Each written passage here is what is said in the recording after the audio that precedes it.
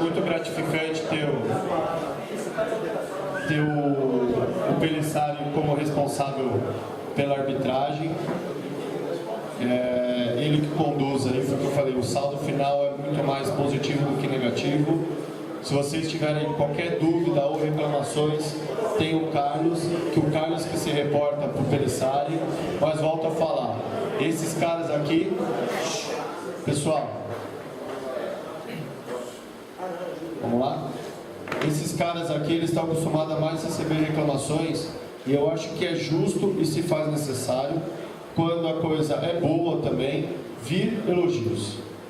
Então, por favor, elogiar também nunca é demais, não é ruim. Então, Pelissari, seja bem-vindo.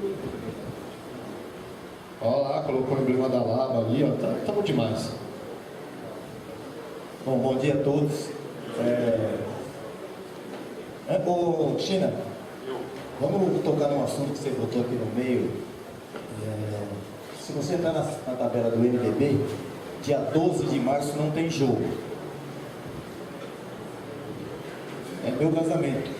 Então não vai ter árbitro também.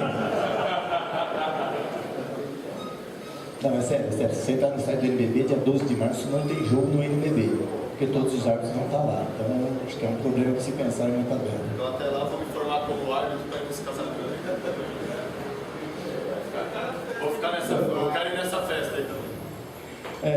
Eu gostaria de antes fazer algumas comparações, eu espero que eu seja feliz nelas. Eu estava fazendo uma comparação assim entre a NLB 2006, né, que para quem se lembra foi a nossa Liga de Basquete, dirigida então pelo Oscar, que deu origem ao NBB. E eu outro dia fazendo uma reflexão assim, a título de equipes, a título de principalmente a conduta de jogadores, né, o que a gente quer para o campeonato, e felizmente o Adriano está aqui.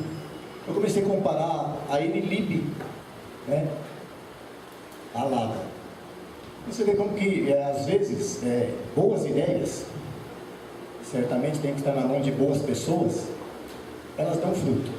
Um crescimento de 100%, né, no número de interessados, deve significar alguma coisa. Então, principalmente nesse aspecto que a gente tem que pensar. Todo mundo hoje fala em crise, a coisa não está boa para lado nenhum, e nós estamos aqui num grupo de pessoas, de seres humanos que adoram jogar basquete, assim como eu adoro apitar basquete, e a gente tem que pensar nisso. Por que deu certo?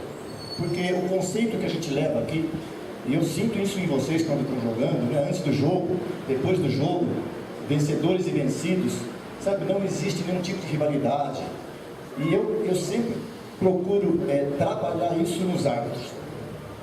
Nós vamos ter aqui um campeonato, pelo que o Chico falou, muito extenso. Eu sempre disse uma coisa a vocês, eu participei de alguns campeonatos internacionais fora do país, e é muito fácil apitar aquilo. Você vai lá para a Grécia, fica uma semana, apita, nunca mais você vai ver aqueles caras. Aqui, nós vamos ter que ter um pouco de relacionamento humano. Nós vamos ter bastante bom senso, porque assim, eu tenho certeza, eu não sei quantos técnicos tem aqui, e às vezes até na TV a gente vê, né, o técnico pede um tempo, pega a prancheta, bota tudo aquilo ali no rabisco, vai para a quadra, e nem tudo aquilo se transforma em realidade, né? Às vezes o improviso dá certo. Gente, na arbitragem é a mesma coisa. Na arbitragem é a mesma coisa. Eu recebo a tabela dos jogos e eu projeto ali dentro da classificação, às vezes, vamos colocar uma arbitragem A, B, C, D, E, tem até X, né? A prioridade é aqui, a gente conversa muito sobre isso, o China, o Carlos, e às vezes chega na hora, o árbitro teve ou passou por algum outro problema que não está envolvendo a equipe A e B, e nem sempre ele tem condição humana de passar por cima daquilo. Então ele não tem uma atuação feliz no jogo, sabe? Muitos árbitros não têm atuações felizes nos jogos. Na etapa anterior do NBB, no NBB 7, eu fiquei suspenso por 15 dias, e não é demérito eu falar isso, por cometer equívocos no jogo. Então assim, o que eu gostaria que vocês pensassem, e certamente isso eu vou passar para os árbitros, e aí no meu caso lá é uma exigência, aqui é uma ideia, é que assim, Gente, o basquetebol é um jogo muito rápido, muito dinâmico, sabe? O contato, ele é permitido dependendo da interpretação do árbitro. A cada dia, cada vez que a regra muda, a gente vai ver, a regra pede para que a gente pare menos o jogo, para que não penalize contatos menores, que não deram desvantagem ao atacante. Mas às vezes o árbitro, ele está com a ideia de apitar a falta. Assim como o jogador de defesa, ele quer parar o atacante. E existe uma maneira de parar o atacante com uma falta pessoal e uma maneira de parar o atacante com uma falta antidesportiva. Infelizmente a regra não traz o limite disso. É a interpretação do árbitro na hora. É a maneira com a qual ele está conduzindo o jogo até aquele instante. Então nessa hora é que eu peço para os árbitros terem um bom critério para que essas faltas sejam tratadas do mesmo jeito, do princípio ao final do jogo. Então nesse aspecto, eu gostaria que assim como os árbitros vão ter que trabalhar essa ideia de terminou o jogo, eu tive que dar uma falta técnica num jogador ou tive que desqualificar um jogador porque ele ofendeu. No jogo seguinte, é outro jogo.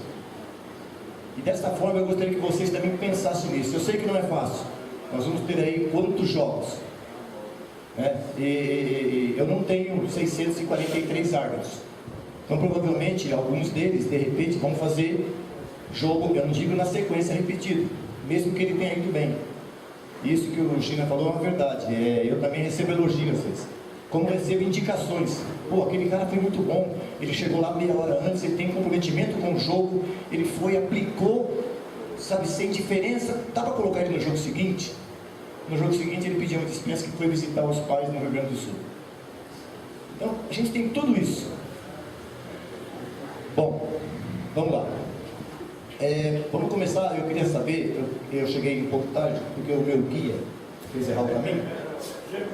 Foi teimar com o Waze. O que ficou decidido sobre as meias? Então tá, eu vou dar primeiro a minha opinião. A Holding Sports é uma empresa de arbitragem esportiva e nós temos uma parceria, por exemplo, com o NDU, que é o Novo Desporto Universitário, desde a fundação da Liga, ou seja, há 8, 9 anos.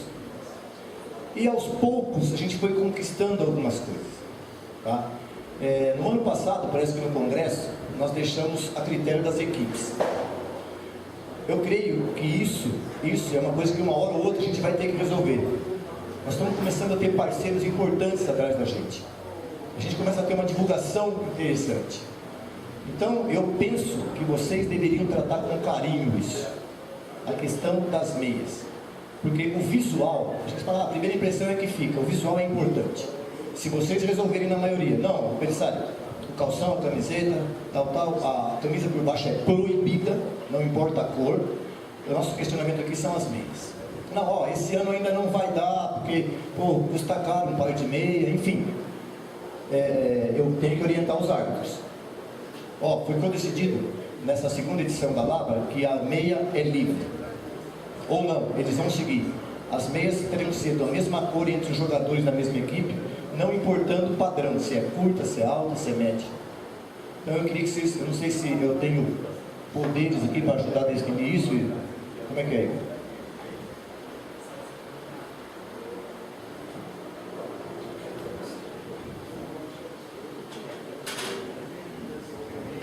Bom, poder tem, mas acho que a gente pode deixar aberto para as equipes também o que eles acham, né? Até que falar de bem é um investimento. Alex? Então, a sugestão, que eu estava até comentei aqui com o colega, por exemplo, a cor poderia ser até definida. O tamanho eu acho que poderia ser definido. Tá, tipo, Isso é regra, cor. isso é regra. Tá? Tamanho, se é meia de balé, ou se é 3/4, ou se é meia de futebol, é livre. A cor, a regra hoje não, a regra já há 4 anos pede que sejam todas da mesma cor. Independente se o calção é amarelo e a meia é cor de rosa, agora vai começar o novembro azul, né? A mesa vai ser azul, enfim, mas a meia tem que ser da mesma cor para todos. O importante é que o que a gente decidir aqui, a gente vai cobrar em quadra, tá? Então, se chegar na quadra com cor diferente... Você falou que camisa por baixo da regata é proibida. É camiseta ou aquela camisa térmica? Camiseta igual essa sua, assim, regata. Essa é regata não, tipo t-shirts, né? Isso aí não é permitido. Agora aquelas térmica pode estar embaixo, você Não, a coloca. térmica por baixo, que não aparece. Claro, de repente você tem um uniforme que é muito cavado, ela vai aparecer um pouco aqui. Lógico, a gente não está aqui para ficar procurando pelo em ovo, tá? Mas a nível de regra, camisetas do tipo, essa que a gente chama de t-shirts aí, por baixo da camisa de jogo, não é permitido. Antigamente você tinha que trazer um atestado médico para jogar. Hoje, o atestado médico, o cara está doente ele tem que ficar em casa. É que tem uma térmica que tem manga até aqui, Não, tem outra não. que é. Ela não pode aparecer por baixo da camiseta de jogo. E vamos voltar à discussão das meias. Eu acho que não sendo das cores do outro time, como protetores de braço também, não sendo da cor do outro time, é totalmente tranquilo. Então, vamos falar de regra. Eu estou falando de regra para vocês saberem o que é legal e o que é de bom senso, tá? A regra não permite o sleeve que seja de cor diferente da cor predominante da camisa de jogo. A cor preta é universal e é padrão, é neutra. Então, se a sua camisa é amarela, o shorts é vermelho, o sleeve é preto, legal. Se o shorts é vermelho, a camiseta é amarela, o sleeve é preto ou amarelo. Isso é regra, mas nós não estamos cobrando isso no primeiro momento. A menos que vocês deem um salto maior do que eu estou imaginando e falam, não, vamos resolver que a meia é tudo igual, o sleeve, a joelheira não pode jogar de calça, isso não é permitido, jogar de peça única, tá? Mas vamos primeiro resolver a questão das meias aqui. Meia branca. Não, meia da mesma cor. O time inteiro. Da mesma cor que o time inteiro. Os caras quiserem jogar de meia roda, o time inteiro joga. Tá, então o time inteiro tem um padrão de cor, é isso? Eu acho que é o mais. Assume branco, ou se a meia é preta, ou se a meia é branca, todo mundo tem que estar com a mesma. É isso? Mesma cor de meia. Mesma cor de meia. Prefiro branca, porque é mais. Ah, mas é de cada time. Não, o que a gente está discutindo aqui, ou o time usa a mesma cor todos os integrantes, tá? A gente não está falando o que é regra usar branco, a gente está falando que tem que usar a mesma cor todos os integrantes da equipe. Fechado? Rafa. Independente de seja a cor, mas eles jogam de amarelo, se eles querem jogar com meia amarela, todo mundo tem que jogar de amarelo. É isso que a gente está fechando, isso mesmo. Cada equipe escolhe a sua cor. Isso, e aí padrão para todos os integrantes. Veja bem, aí a gente vai estar fugindo da regra, tá? A regra diz que calção entre todos é da mesma cor, camiseta entre todos da mesma cor e meia entre todos da mesma cor, não necessariamente da mesma cor do uniforme. É isso aí. Se a equipe, que eu vou mencionar. se a equipe A vai jogar com meia branca e a equipe B vai jogar com meia branca. Se a equipe A vai jogar com meia vermelha e a equipe B tem um uniforme todo verde e a meia é vermelha, sem problema nenhum. Havendo coincidência nas cores das meias, não fere a regra. Tá? Então, eu posso passar isso para a arbitragem? Meias iguais de todos os jogadores. Da mesma cor. O padrão pode ser diferente, uma curta, uma 3/4 e outra comprida. Seja para todos os integrantes da equipe. Tá, então é o seguinte, ó, primeiro eu queria parabenizar vocês com essa atitude, porque assim, eu dirijo arbitragem de várias ligas, de vários eventos, e vocês na segunda edição conseguiram algo que eu não consigo com uma liga muito mais tradicional há 10 anos. Isso demonstra a capacidade que vocês têm de saber o que é importante para a liga. Eu só vou colocar um porém, espero contar com a adesão de vocês. No primeiro jogo de cada equipe vai haver um bom senso. Correto? Porque o jogador pode esquecer, nem todos estão aqui. De repente o cara fez aniversário, ganhou uma meia cor-de-rosa da namorada, e foi benzina em Aparecido do Norte, quer usar no jogo. Tudo bem que ele não vai fazer ponto nenhum, não vai pegar rebote. Então assim, a primeira partida de cada equipe vai haver tolerância quanto às meias. Na segunda partida vão jogar o sim. Na segunda vez que a equipe é uma partida por rodada, tá? Vão jogar os que estiverem com a meia igual. Tá? Eu já vou orientar uns árbitros que eu tenho lá que são meio Habib, né? Não fazendo uma comparação. Vão lá 25 comprar 12 meias e guardar na bolsa. Teve problema? Eu tenho uma meia aqui para alugar.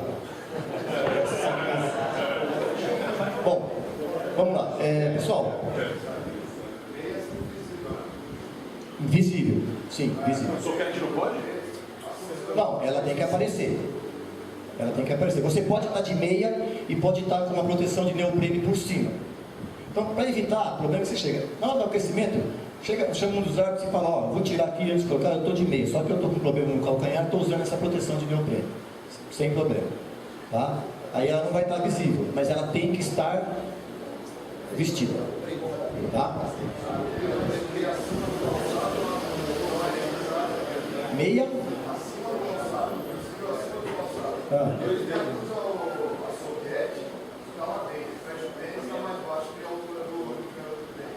Não, a regra diz que ele tem que estar de meia.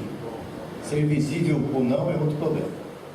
Desculpa, eu vou levantar uma polêmica aqui, eu sei que eu não vejo porquê assim, ter essa discussão sobre meia.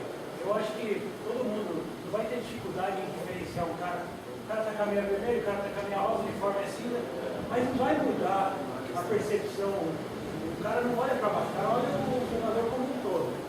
Então, eu sei que existem as regras e tal, mas se a gente puder aqui discutir de novo isso, se seria mesmo relevante ter essa regra da meia, eu acho que poderia deixar livre. Porque todo mundo, eu não sei se é em relação a isso. Eu estou entendendo. É por isso que eu não cheguei aqui para impor a regra a vocês. Acho que nós estamos discutindo, o campeonato começa semana que vem, e assim, ó, é um time que vocês têm. O que vão decidir? Vocês são 20 equipes. Não sei se todos estão aqui. Eu acho que fica mais bonito, tudo mais funcionalmente falando, eu não vejo o porquê, porque é mais uma regra para complicar, entendeu? É mais uma coisa. Você não faz ideia do tanto de regra que tem para complicar. Não, então, mais uma, essa é mais uma. Eu acho que quanto mais simplificar, melhor. Porque é uma coisa também que você tem essa função na hora. Bom, quem vai resolver são vocês. Se vocês resolverem assim, ó, a meia é livre, é cor, e 90% resolver jogar com a meia igual, todo mundo igual, conforme manda a regra, então vai poder daqui a pouco haver uma cobrança da arbitragem. Pô, aquele time lá sempre joga com a meia parecendo um carnaval. Mas foi combinado aqui no Congresso que poderia ser livre. Então, você tem que decidir. Agora, a decisão tem que ser da maioria. Eu acho que vale a pena a revisão disso, eu vou acatar pela maioria, mas a minha opinião é que deixasse livre. Agora, né? É que assim, eu acho que assim, o campeonato está pensando no todo, está pensando em tudo que tem por trás. E se você chegar num jogo e ver um jogador de cada meia, a imagem visual também. Eu acho que a imagem do campeonato é importante, eu acho que isso daí é relevante também. Pessoal, quem vota por ter padronização na cor da meia? Por equipe. Bom, fechou? Beleza. Um por equipe, né? Senão tem um time com 20 O time inteiro que levantou o braço. Bom, beleza. Vamos adiante então. Bom, resolvido. Vamos lá então. São só 315 slides. Bom, gente, a gente vai ver aqui algumas coisas a nível de mudança de regra do ano passado, que na hora é muito fácil a gente fazer uma cobrança. Vai existir um pouco aqui de assuntos sobre súmula. Aí vocês vão perguntar, mas por que súmula? Outro dia num jogo universitário, uma equipe perdeu o jogo por 2 pontos e a equipe que venceu tinha ponto marcado por um jogador que não estava inscrito na súmula. O jogo foi refeito. Então é importante que vocês saibam o que a súmula oferece de recurso para vocês. Sabe, marcação na súmula. Um jogador, quando ele é desclassificado, ele tem uma punição. Quando ele é desqualificado, ele tem outra punição. E se o anotador anotar errado na súmula, vocês podem pagar o preço de 1, 2 jogos ou tribunal.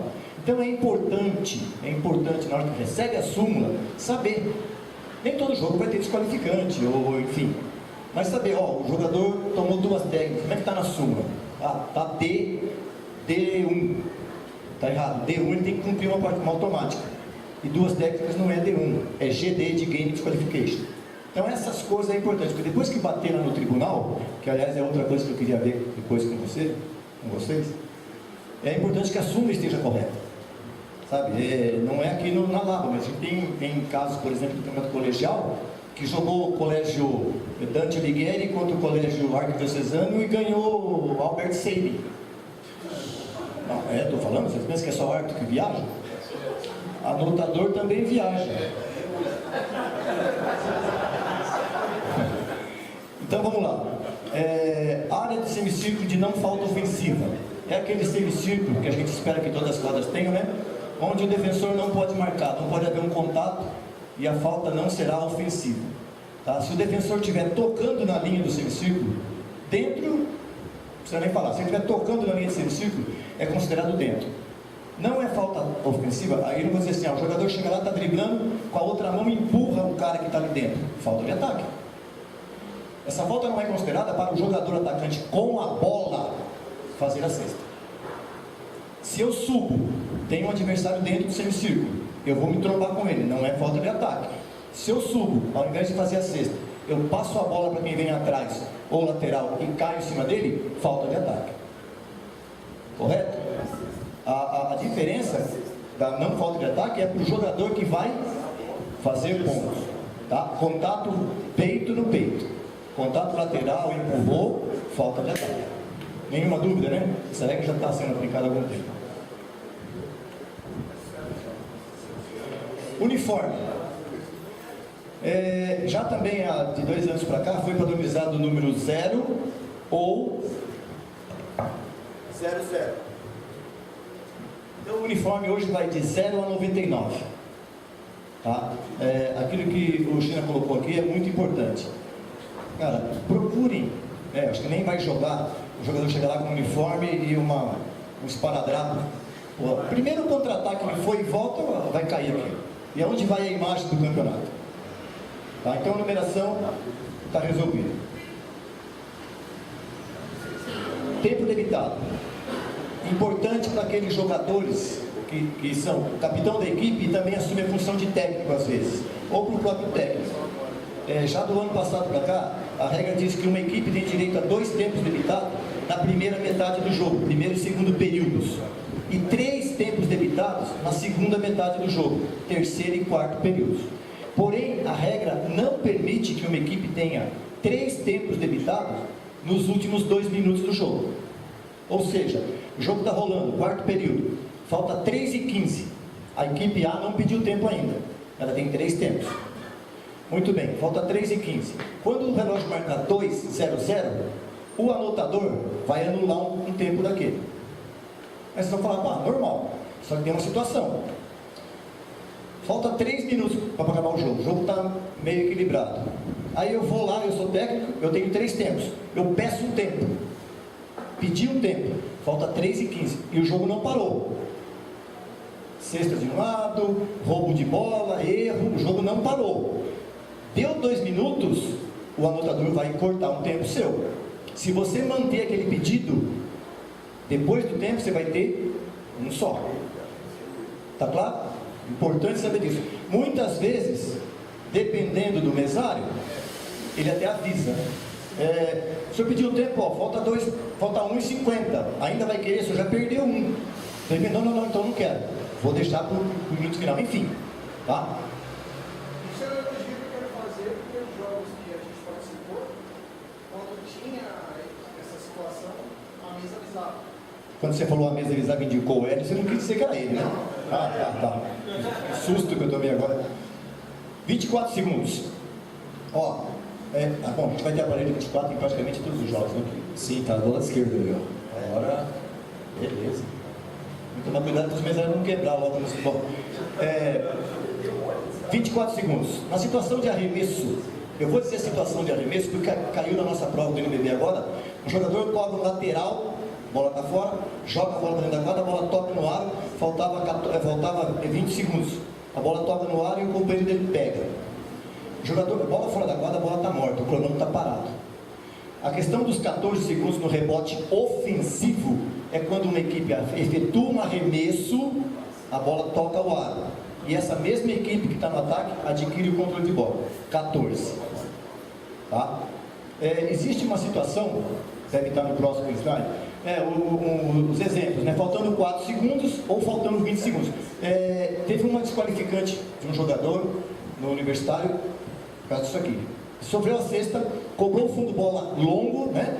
Passou na mão do companheiro na quadra de ataque, ele foi lá, fez a bandeja, tocou no aro, não entrou e ele pegou o rebote.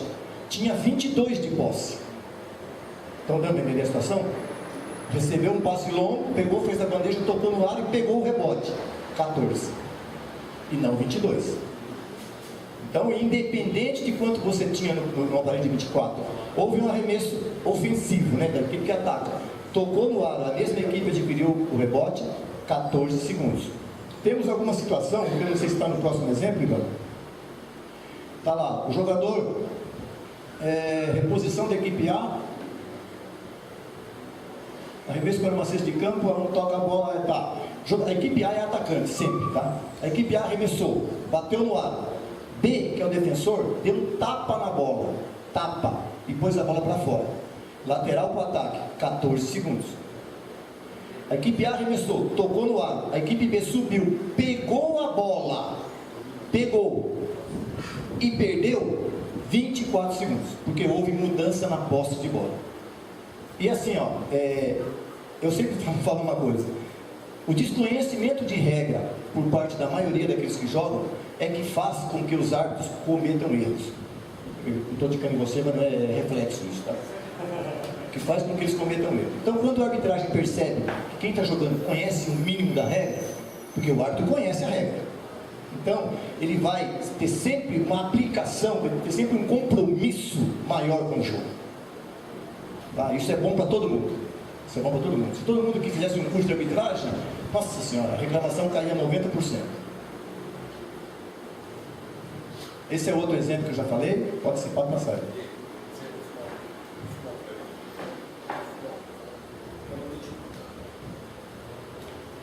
Falta técnica. Um jogador deverá ser desqualificado pelo restante do jogo quando contra ele forem aplicadas 2 faltas técnicas. Tá? Então tomou uma falta técnica, passou um tempo ou seguido tomou outra falta técnica, já pode ir para o banco, pegar suas coisas, vestiário ou fora do ginásio. Um detalhe, a regra não dá tempo nenhum para esse jogador sair da quadra, ou seja, ela está dizendo imediatamente. Quando um atleta comete a 5ª falta pessoal e sai, o técnico tem 30 segundos para substituir aquele atleta.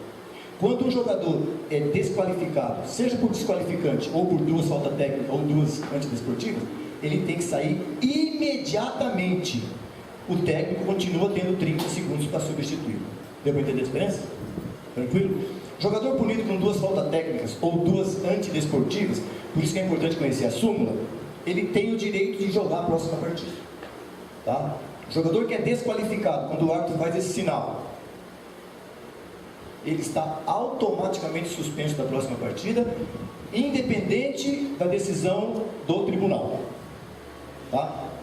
Uma desqualificante porque foi uma falta muito grave, normalmente fica naquele jogo só. Mas às vezes pode ser uma agressão, pode ser uma ofensa acima do que a gente permite, então está sujeito a maior penalidade. Pode seguir. Todas as faltas técnicas aplicadas contra técnico, ele, pessoa, ou técnico, assistente, companheiros de banco, o jogador, é um lance livre e posse de bola. Essa posse de bola no meio da quadra, lado contrário à mesa de controle, um pé de cada lado da linha de reposição, com 24 segundos de posse. Então nunca é demais. Vocês têm a favor de vocês um lance e posse de bola? Vai cobrar? Dá uma olhada no 24, para ver se o mesário não voltou. As situações de simulação de contato, chamado flop, até o ano passado existia uma advertência e na sequência falta técnica. Não existe mais advertência. O árbitro vai julgar se aquela valorização no contato que não existiu é passível de falta técnica ou não. Agora cuidado. Não vai, o meu adversário, ele sofreu um contato menor, ele valorizou. O árbitro julgou que houve um contato e de repente ele escorregou. Aí vai você lá e reclama com o árbitro. É capaz que você tome a falta técnica. Porque hoje a regra não pede mais que avise, mas cabe exclusivamente ao árbitro a punição e ela é imediata. Claro, se é uma coisa bárbara, coisa de cinema, técnica na hora. Tá? Apenas o técnico da equipe tem o direito de falar com a arbitragem.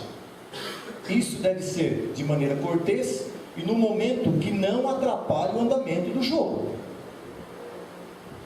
Tá? Qualquer outra pessoa, assistente técnico, massagista, scoutista, médico, diretor da equipe, jogador substituto, que fale com a arbitragem, poderá, estão entendendo o termo? Poderá poderá ser punido com falta técnica. O técnico, normalmente, ele vai falar: pô, professor, dá uma olhada lá, porque o cara não sai do 3 segundos, né, que é a mais comum, né? Ah, tudo bem, vou dar uma olhada. Tá, o árbitro vai dar um retorno para ele. Ou às vezes o árbitro vai fazer só assim, porque ele tem que ir atrás do jogo. Eu sempre digo o seguinte: o basquetebol é um jogo, ele não permite que a gente torça, né? Você assiste um jogo de futebol, nem marca o gol, sai, tira a camisa, vai na bandeirinha, assina a câmera, pousa para foto.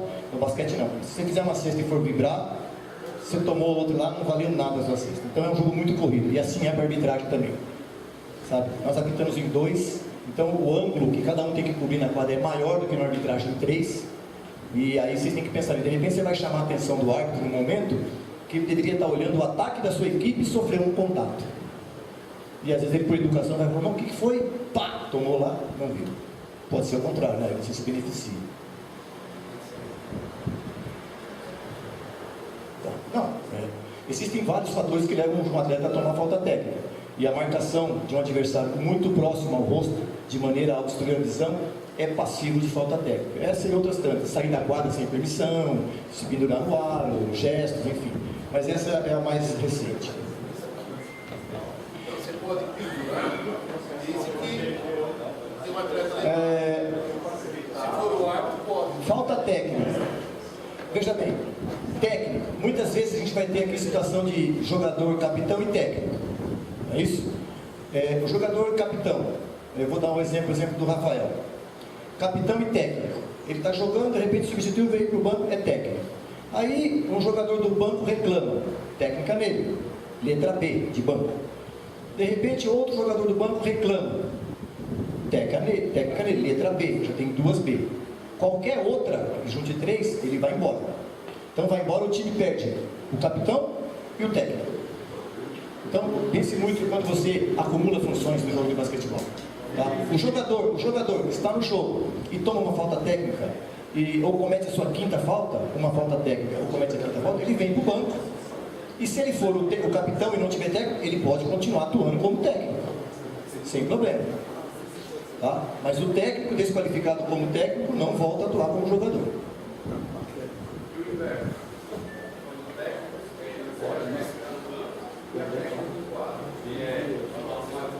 O técnico está com 2 técnicas de banco, letra B. Ele entra para jogar, toma uma técnica com jogador, normal.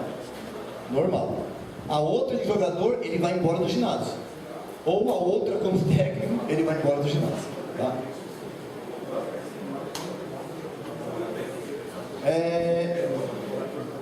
Sempre que um técnico ou um jogador tiver que sair da quadra por acúmulo de falta técnica, depois no espaço extra que é criado, a gente marca um GD. O GD, ele tira esse atleta ou esse técnico do tribunal. Ele tira. Game disqualification, ele foi desqualificado daquele jogo. Isso é importante que vocês saibam e confiram na súmula em toda vez que um atleta tomar a 2ª falta técnica, a 2ª antidesportiva. Se foi colocado esse GD. Eu não sei se nós temos um exemplo mais pra frente de jogador. Aí, tá aí. Olha lá, esse jogador, ele usou todas as faltas possíveis. Pessoal com lance livre, técnica e antidesportiva. Normal, ele cometeu 5 faltas. Aí, a última lá foi a 2ª técnica. A 2ª técnica tira ele do jogo. Daquele jogo, acabou os espaços para marcar a falta. Abre um quadrado extra e põe lá o GD, que indica que no próximo jogo ele pode jogar. Tá? E ele está livre de tribunal. Correto? É bom que vocês se familiarizem a cobrar isso. Tá? Falta antidesportiva, da mesma forma. Lá, jogador número 7. Tomou uma antidesportiva, tomou outra antidesportiva. Esse cara não deve estar querendo jogar mesmo, né? Então ele tem que ir embora. Ainda tem mais quadrados sobrando lá, mas no quadrado próximo vai o GD, risco restante, vestiário ou fora do ginásio. Tá? Volto a dizer, a regra diz que um atleta ou um membro de equipe, quando por suas ações impeçam que o jogo continue, a equipe perde o jogo por 20-0. Então vou dar um exemplo. O camarada tomou 2 técnicas ou 2 antidesportivas ou foi desqualificado. Eu não vou sair da quadra. O árbitro não tem tempo minuto para falar, ó, vou te dar 1 minuto para você pensar. Às vezes a gente usa um bom senso, vai lá e pega o técnico e fala com o técnico, professor, ele tem que sair, tal, dá um tempo. Mas assim, não existe. Então vocês vão pegar um árbitro que vai dizer, você não vai sair? Não, não vai sair. Fecha a suma. O time dele estava ganhando de 20 pontos, passa a ser 20-0 para o adversário. É regra. É regra. Tá?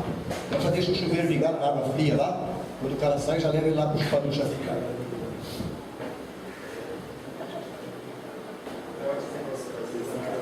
É a mesma coisa. Falta de esportiva, o GD. Pode passar. Instant Replay System. Mesmo com toda a tecnologia que nós temos na Lava, aí feito de computador, tal, nós não temos um sistema de repetição instantânea, que é aquela que permite ao árbitro rever um lance que possa definir o jogo. Tá?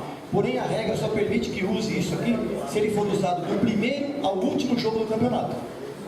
Então, a gente pode dispensar isso aí. Mas só para vocês saberem, caso um dia a gente venha a ter o Instant Replay System na Lapa, o árbitro é quem vai chamar a dúvida e o árbitro é quem vai decidir. Não é como no voleibol. No voleibol parece que o técnico pede, né? O técnico não dá o desafio, é isso? O técnico pede o desafio e para tudo e vai lá ver. Não, no basquetebol não. Houve um lance, né? Se o cara pisou, não pisou na linha dos 3, se o tempo tinha acabado ou não, o árbitro solicita para o jogo, vai lá, vamos ver a imagem. Conversa ali, a decisão foi essa. Tá? Então não é o técnico que pede, o capitão que pede.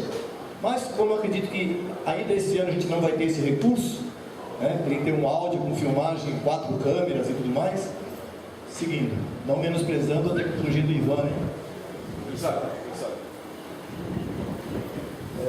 Só uma dúvida, você falou da desqualificantes e tal.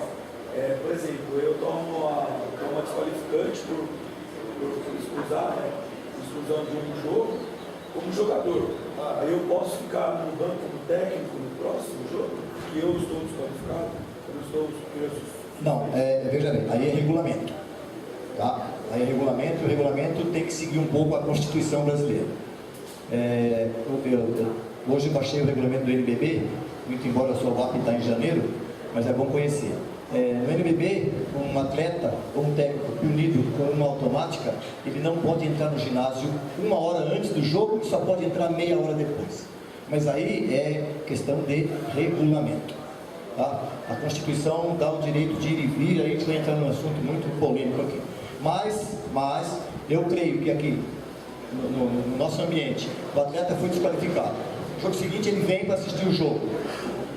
Senta lá, se comporta como torcedor, sem se dirigir aos árbitros, sem se dirigir aos adversários.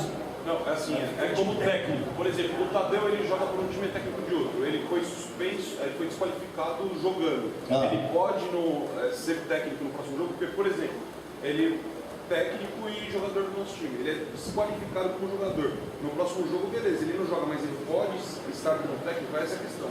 Aí você tem que ver do tribunal. Eu não sei como é que é a Constituição do nosso tribunal, ou se isso está no regulamento. Porque a regra só tira ele do próximo jogo. Teoricamente, todos esses casos entram naquela comissão de disciplinar de acompanhamento, tá? Que teoricamente é composto pelo presidente, vice-presidente, diretor de competição e diretor de arbitragem. Então, esses 4 que tomam a decisão em conjunto, obviamente pode haver um empate e aí prevalece a decisão da presidência, tá? Mas isso nunca se fez necessário. Sempre dos 4 a gente consegue entrar no consenso com as argumentações. Mas é bem pertinente essas observações de vocês, porque realmente o caso que você explicou são 2 figuras diferentes aqui. E nesse caso que tem eu, por exemplo, se eu for envolvido, aí eu saio da figura, eu não faço parte da votação. Aí é só o vice, o diretor de competições e o diretor de arbitragem. Eles que fazem esse consenso. Vamos terminar que está no penúltimo, se eu não me engano. Final de jogo, tá? Final de período. O cronômetro de jogo marca 3 décimos de segundo. Existe uma reposição lateral para a equipe que ataca. 3 décimos de segundo, o árbitro vai decidir a validade ou não da cesta. O jogador recebe a bola aqui, gira e arremessa. Ele tem que decidir se soltou antes ou depois.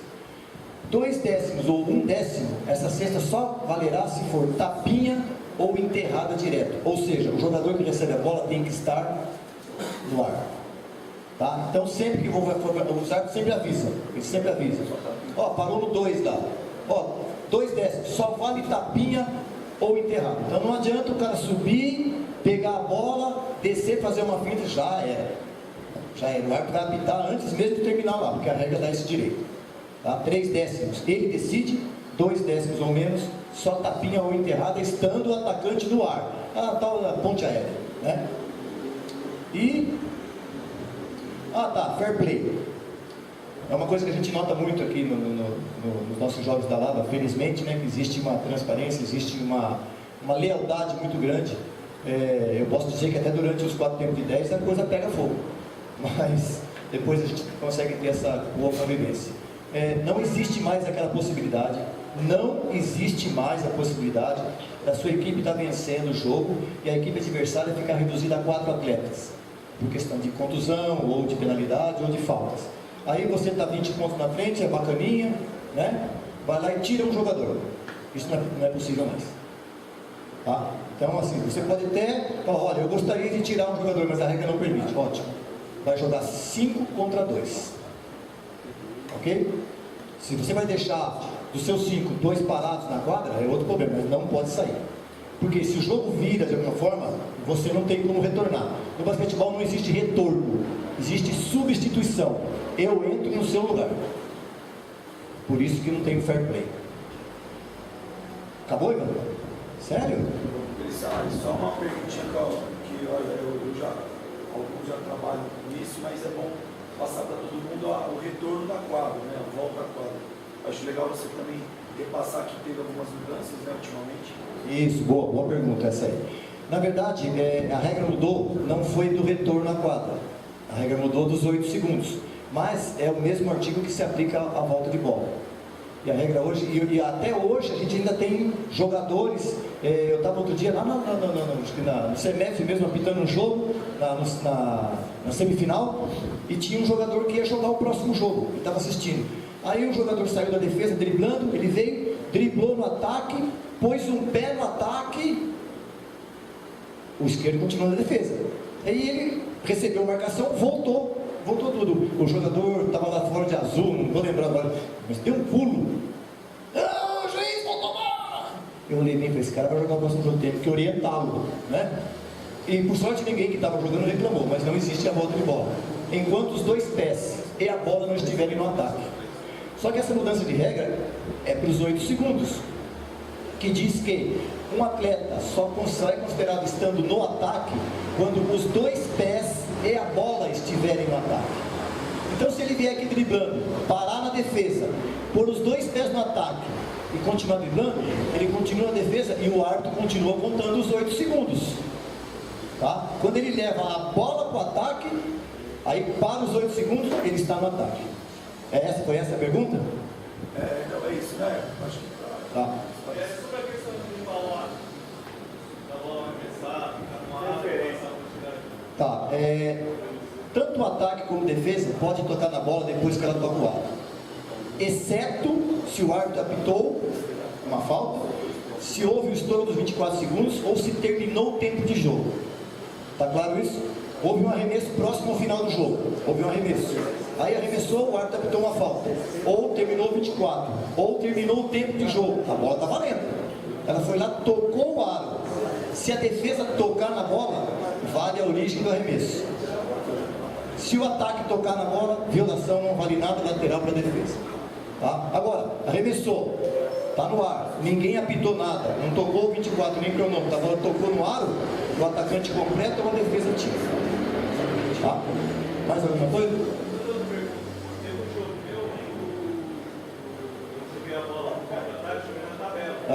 o outro fez e errou. O juiz anulou.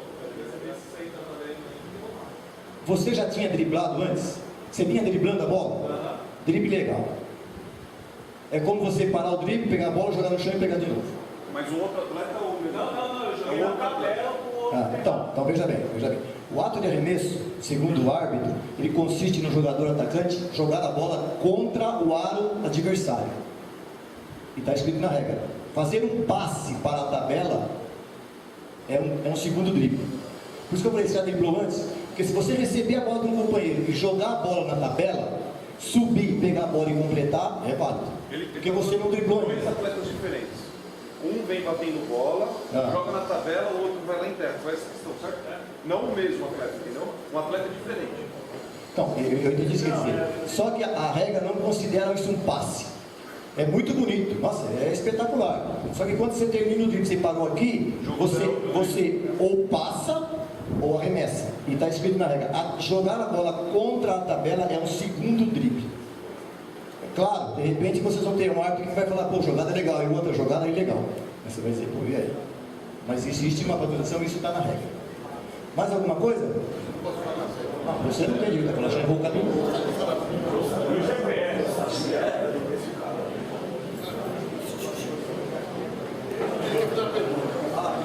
Faça.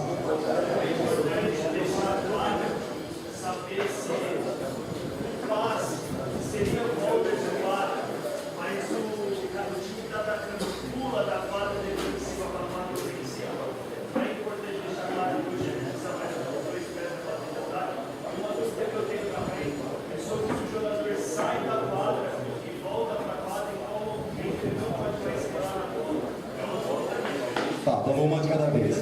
A questão do jogador que está na defesa salta e pega a bola e cai no ataque, se essa bola veio do ataque dele como passe de um companheiro, é volta de bola, porque o último toque dele foi na defesa. Tá? Agora, a sua equipe está trocando bola no ataque, um adversário corta esse passe, aí um companheiro seu que está na defesa salta e pega essa bola. Legal, porque o último toque foi do adversário. Tá? E em relação ao jogador sair da quadra, a regra permite que um jogador abandone a quadra de jogo na situação onde fica claro que ele quer evitar uma trombada com o adversário. O tipo assim, ó, você vai receber um passe aqui, quando você recebe o passe, você vira para o adversário aqui, e a linha lateral está aqui. Então você solta a bola aqui, sai da quadra e pega a bola lá. Normal. Mas o árbitro não pode entender que você deu um drible da vaca nele. Tem que ser claramente para evitar que você trombe com ele. Mais alguma coisa? Quarto, bola. Falta 2 segundos. Teria a bola para o espaço que eu posso dar para arremessar na minha. Eu não entendi o começo da coisa. No quarto? Falta bola, falta 3 segundos no quarto. Tá. Aí eu vou arremessar de qualquer jeito para a minha quadra. Mas o fundo bola que eu acho que ele fala não é no ataque, ele está cobrando fundo bola na defesa, faltando 3 segundos. Você está na sua defesa, você acabou de... Ele está na defesa. Você sofreu uma cesta, nos 2 minutos finais para o cronômetro. É isso, está parado o cronômetro. Isso, exato. Tá. Cobrei. Tá, você cobrou, o cronômetro está parado. Isso. Aí você recebeu aqui a bola. Deu um passo, 2 e soltou. Isso. Normal. Agora outro cenário. Mesma coisa, só que não está no. Falta 10 segundos. Estou sendo pressionado na defesa, eu bato bola, dou 2 passos, como se fosse arremessar. Tá. Mais passo. Normal. Também. Normal. O que eu acho que talvez o que ele queria é que é difícil mensurar o que dá para ser feito durante esses 3 segundos ou durante esses 10. Porque teve um slide que colocou que ficou bem definido, de 1 a 2 milésimos, tapinha ou enterrado. 3 milésimos era possível ter um arremesso, desde que tenha uma decisão do árbitro validar ou não. Mas o que ele, eu acho que ele quis comentar é se tinha alguma coisa... Não, mas ele falou em segundos. Então... Isso é considerado andar?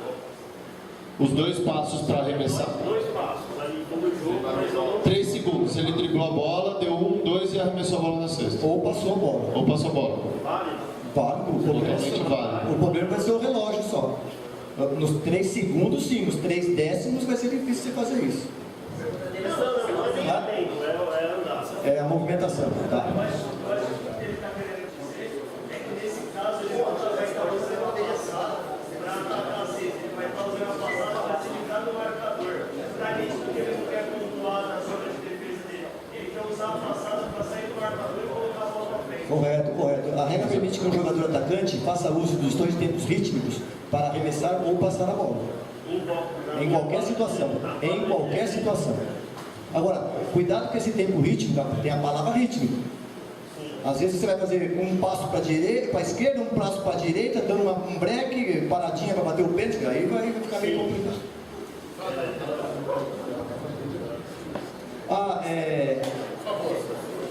O Hélio está lembrando uma coisa que isso mudou em 1918, mas é sempre bom a gente comentar.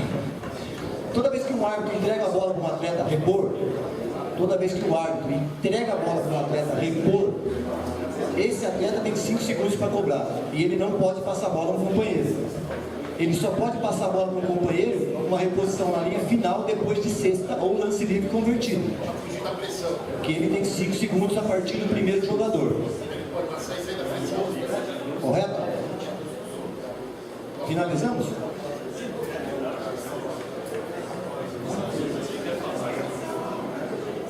Bom, em primeiro lugar, parabéns e sejam bem-vindos às novas equipes que vão compor agora o Campeonato da Lava. O Pelissari sempre se preocupou com relação à arbitragem, ao nível técnico, à qualidade e à excelência. Tivemos problemas o ano passado com a federação no sentido de liberar árbitros, somente bons árbitros internacionais e nacionais. Esse ano o problema não vai mais existir. Mudou todo o esquema da federação, toda a forma de pensar, todo ímpeto e âmbito no que diz respeito à palavra basquetebol. Então, esse ano, vocês verão, né, muito mais árbitros do que normalmente se via nesse campeonato. Então, estamos muito preocupados com relação a isso. E a sorte nos favoreceu. Estão alguns árbitros que sempre quiseram atuar junto à Lava, agora eles também vão poder atuar. E aos novos, sejam bem-vindos. E quaisquer dúvidas, entre em contato com o Pelissari, com o Carlos, que nós tiramos, não tem problema. Nós estamos aqui para tirar todas as dúvidas, por mais que absurdas possam ser. Eu, quando comecei, eu fazia também perguntas absurdas. Então, bem-vindos e estejam à vontade.